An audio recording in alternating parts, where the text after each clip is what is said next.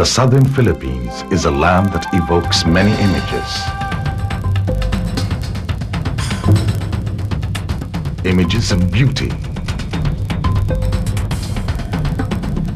of bountiful natural resources, of rich cultural diversity, and of tremendous economic potential. This is Mindanao.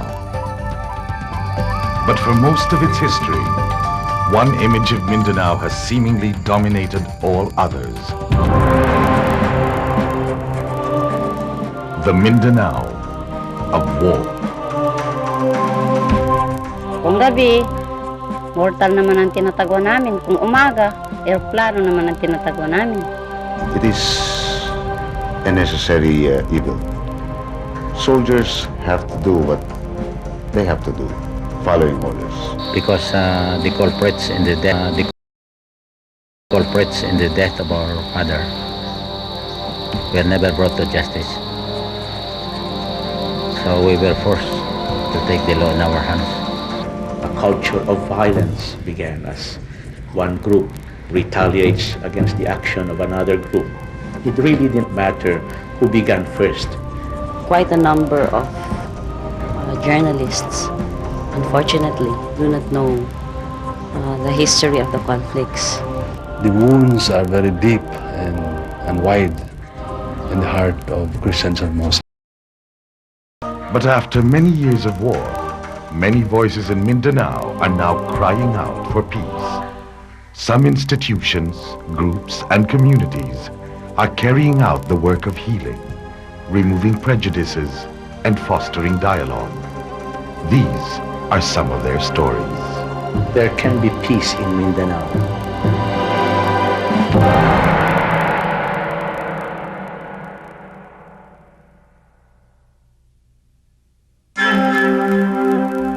The armed conflict between Muslims and Christians in Mindanao goes back 4 centuries, and Filipinos did not begin it. This war among brothers was begun by others, the colonizers who left it for us to deal with. Spain managed to subjugate Luzon and the Visayas by the end of the 16th century. But the conquistadors found Mindanao much more difficult to conquer. The Islamic faith was thriving there. It arrived in Mindanao and Sulu in the late 1300s, brought by Arab missionaries who came, built mosques, and taught Filipinos Islamic ways. The Islamic faith gave many Mindanao tribes a sense of common identity and the will to fight back against invasion. So the Spaniards launched a war of conquest against the Moros, a war between the cross and the crescent. And what to the Spaniards was a crusade against the infidels, the Moros called jihad.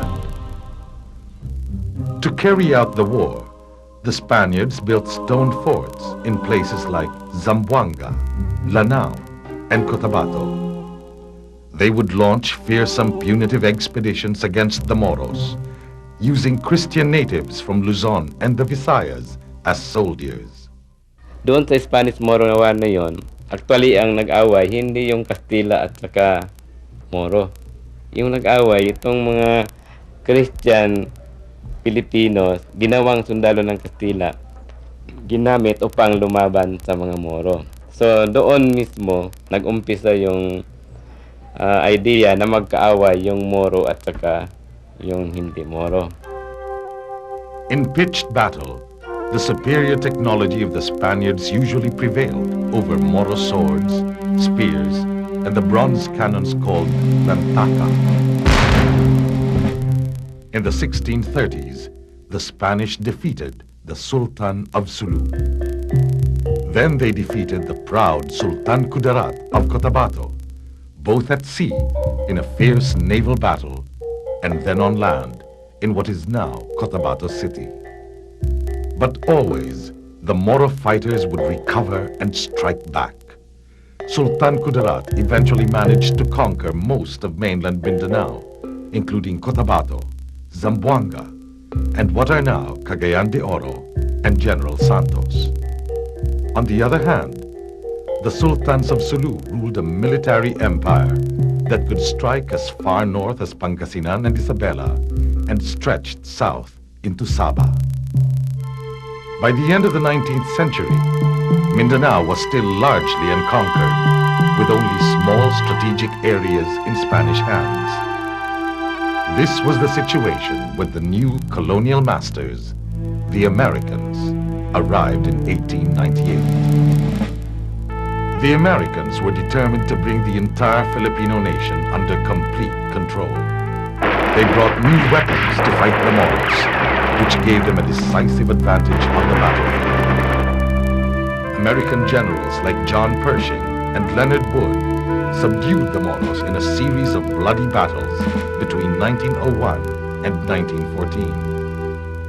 By 1920, the Moro rulers of Sulu, Maguindanao, and Lanao had submitted to American rule. But resentment and the desire to be free still seethed among many Muslims. The Americans continued the Spaniards' practice of deprecating Moros, calling them heathens and savages who had to be taught civilized ways. In their laws, the Americans gave no recognition to the Moros' distinct ways and ancient culture. Officially, tinawag nila yung mga Moro na itong mga wild tribes. Ang categories nila sa wild tribes, ito yung sinasabi nila uncivilized, and not westernized, not Christianized. In 1924, a group of Moro leaders sent a petition to the U.S. Congress expressing their desire to be an independent nation apart from the rest of the Philippines. Their petition was ignored. Instead, the reins of government were passed to Christian Filipinos, such as President Manuel Quezon, who declared he would open up Mindanao to settlers who would exploit its resources for the good of the Christian majority. Ngayon, nang ginawa na mayroon ng mga settlers dito, nag-umpisa na yung problema, both psychological and physical. Kasi magkatabi na sila, magkasama na sila sa Cotabato, sa Davao, sa Lanao. Bit by bit, the Moros found themselves losing control over their own destiny, becoming more and more powerless in their own land. The creation of an independent Philippine state in 1946 did not bring about a government committed to respecting Moro needs. Muslims were still neglected, with the lowest life expectancy, literacy, and per capita income in the entire country. The Muslim areas of Mindanao had some of the worst infrastructure in the nation. Visayan immigrants continued to flood Mindanao, so that by the 1960s, the Muslims were a minority. Conflicts began to break out between Muslims and Christians over land and the fruits of development. Private armies of Christians and Muslims, the Ilaga and the Barracuda, fought all over Lanao. Organized violence emerged, and war actually took place. And then a culture of violence began as one group retaliates against the action of another group. It really didn't matter who began first. Muslim unrest was brought to a head by the Jabida massacre. In March 1968, scores of Moro army recruits were killed by their own officers in a secret base on Corregidor. After Jabida was exposed in Congress, many Muslims felt that a separate Moro state was their only option. In 1971, Numiswari founded the Moro National Liberation Front, and the following year, the MNLF went to war against the government. Over the next 4 years, tens of thousands of combatants and over 100,000 civilians died. Millions were displaced. Jolo burned to the ground in 1974. various attempts to reach a peaceful settlement fell short of the mark. The Muslims were promised a measure of autonomy by the 1976 Tripoli Agreement. But the Marcos dictatorship gave the Muslims autonomy only in name.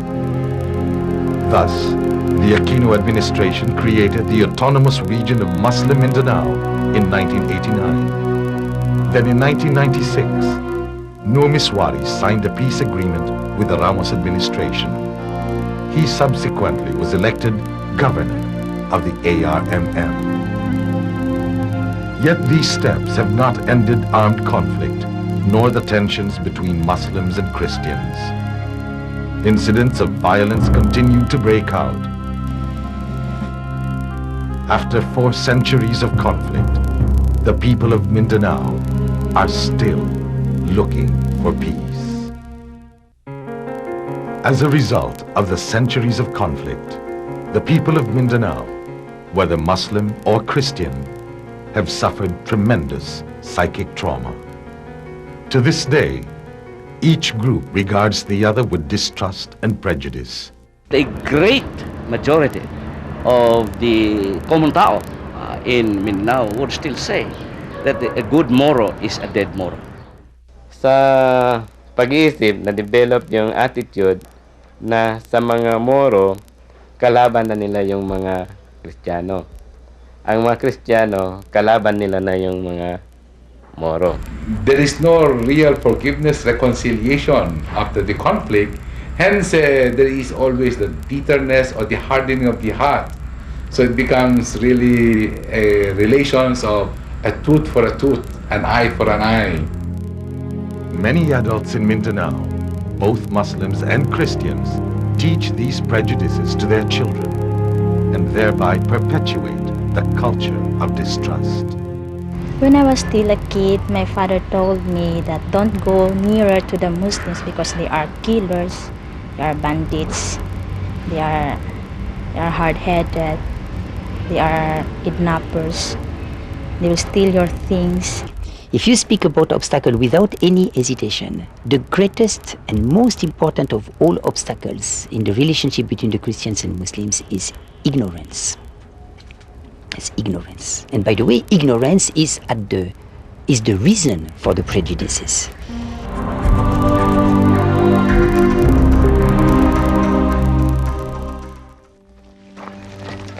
This is Bob Anton. His story is the story of a man of war who transformed himself into a man of peace, and in so doing, he transformed his community along with him. We must really educate our children on the idea of peace and love. As I said long time ago, until man returns to God, he cannot find peace. Each generation of Mindanao peace builders must pass on to the next the culture of peace. Just as Bob Anton is teaching his grandson to become a peace builder, so too must all of Mindanao teach its children to strive for peace. For it is these children and their children after them who can truly build a future of hope. Peace cannot be built only on promises. Peace must be built really on promises that are kept and fulfilled for Mindanao. Kailangan irespekto ng bawat isang karapatan ng kapwa niyang tao. Yung sa gera, walang mananalo. Kaya kailangan natin palakasin yung peace sa klasyo. I am also hopeful that someday in Mindanao, Muslim and Christian can live happily, peacefully. Ang nakikita ko dyan is for the government and for the rebel group to become imaginative and creative in finding solutions. The fruits of development must go down to where it counts, the marginalized sectors of Mindanao. Land and resources can be shared equally with dignity and fairly by all peoples of Mindanao. Create between us believers a deep feeling of respect, the respect of the other's religion. Kung matugunan natin ang pangangailangan ng mga tao dito sa development, magkakaroon tayo ng kapayapaan dito. It is for you and me to stop the cycle of violence by introducing the culture of peace. And this will take probably generations to happen. I think once that is achieved, really meaningful and sustainable peace will finally be achieved in Mindanao.